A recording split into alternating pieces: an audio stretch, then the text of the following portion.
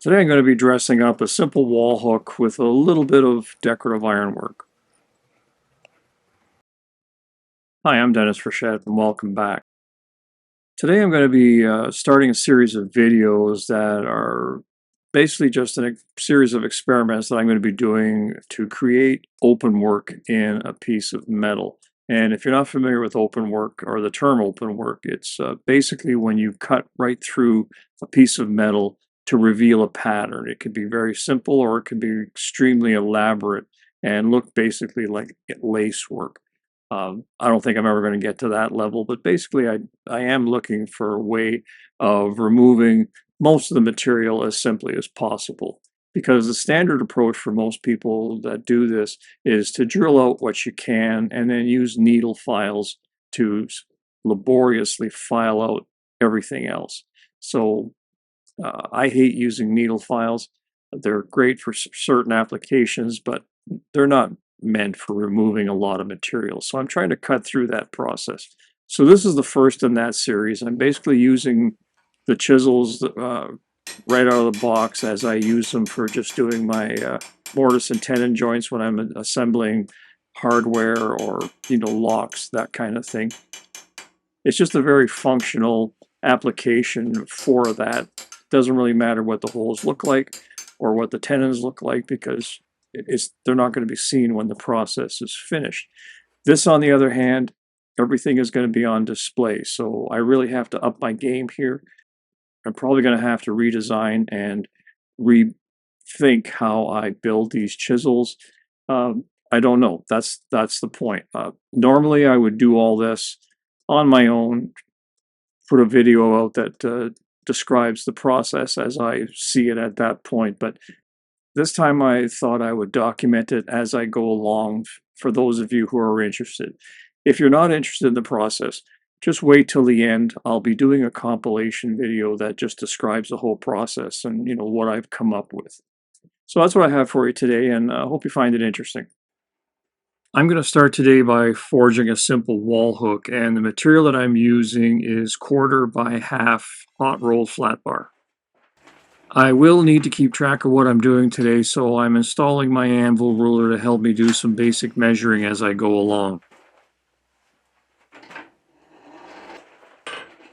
I'm also trying out my new 4-pound cross peen that I made in an earlier video, so if you missed that, I have a link for it in the description as well.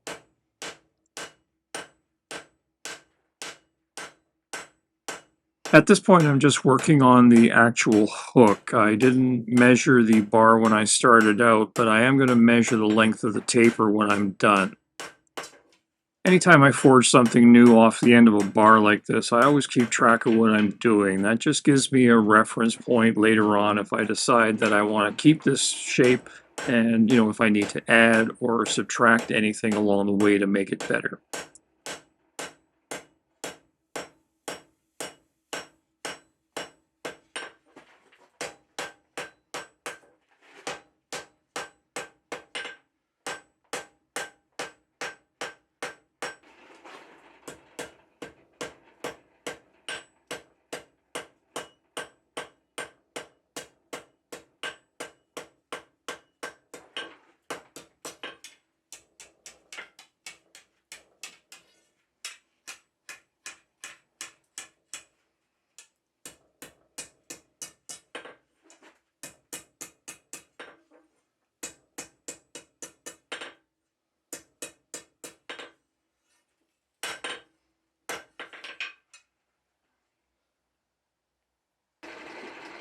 Here I'm using the anvil and my hammer to suck the heat out of that tight curl at the end of the hook. I find this a lot easier and a lot faster than dipping it in a bucket of water.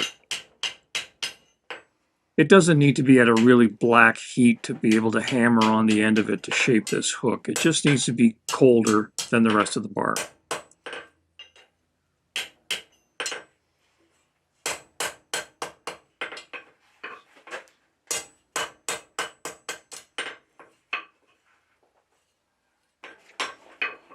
Here I'm creating an offset that's going to establish the amount of material that I'm going to have for the decorative detail at the top of the hook.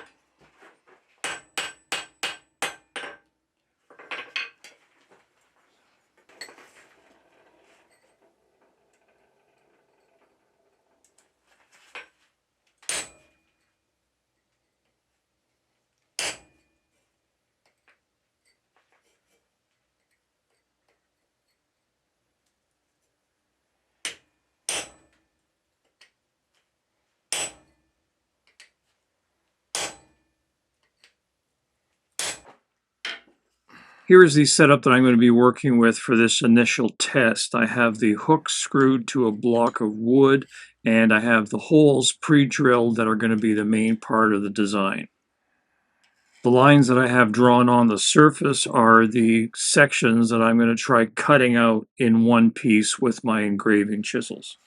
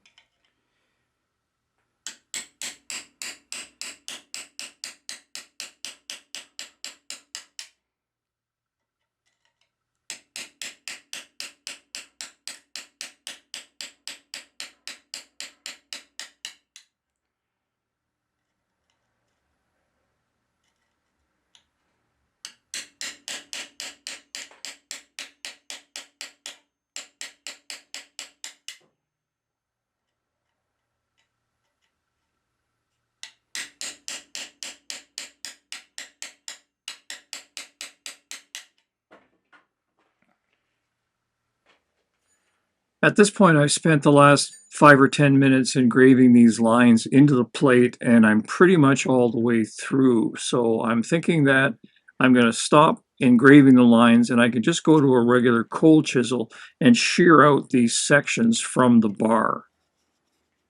So if the wooden block that I'm working on is hard enough, I should be able to use this cold chisel to just start shearing a line all the way around this section of the design.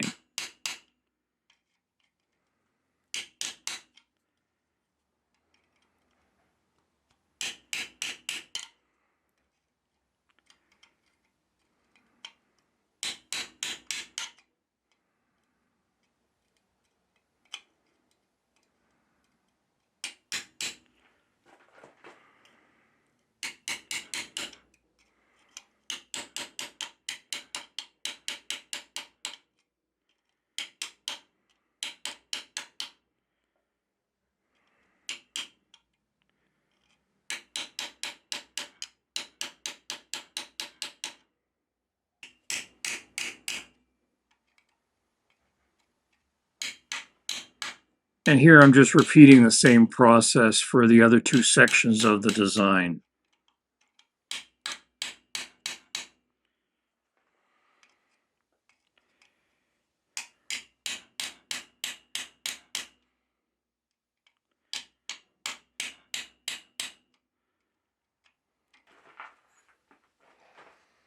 Here I have 90% of the material removed, but there's still quite a mess left behind.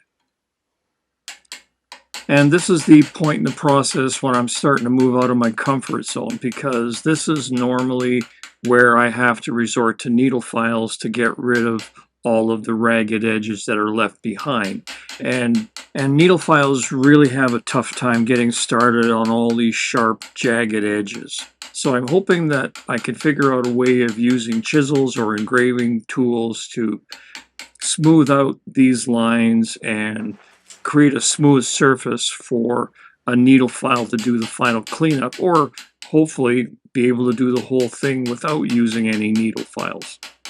So I'm still going to continue and get as far as I can with the tools that I have, just so I can get a visual in my head of how these are underperforming and what I need to do to make them better.